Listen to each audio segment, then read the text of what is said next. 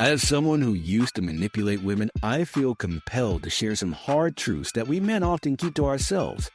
One tactic I relied on was the classic hot and cold treatment, and believe me, it's a psychological game designed to get you hooked.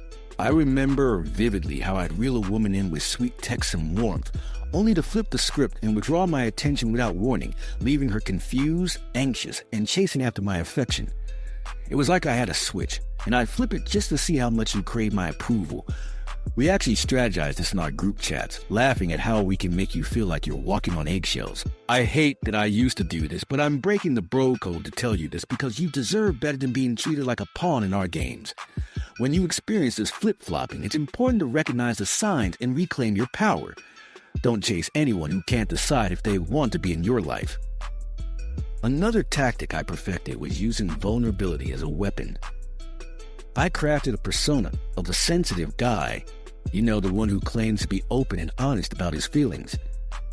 The truth is, I was just playing a role to disarm you. I would share just enough about my past, my struggles, and my fears to make you feel bonded to me. Yet, the reality was far from what I was projecting. I often memorized scripts about my childhood or heartbreak to pull at your heartstrings. It wasn't about being genuine. It was about putting you in a position where you felt responsible for my emotional state. I recognized that by doing this, I could secure your empathy and keep you invested.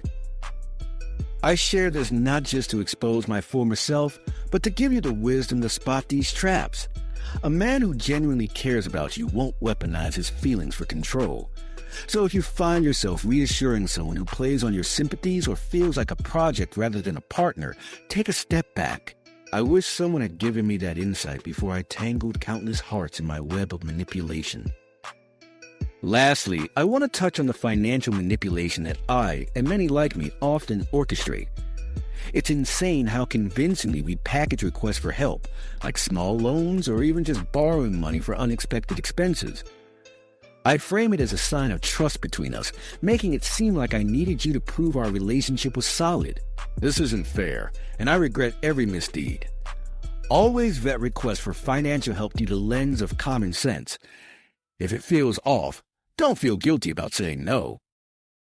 I'm here today not to glorify those past actions, but to protect you from that kind of emotional fraud. Remember, real love doesn't turn you into a backup plan, nor does it leave you feeling inadequate. I hope by sharing my confessions, I can help lift the veil on these manipulative tactics and empower you to recognize them. Have you been a target of similar behaviors? I invite you to share your stories in the comments.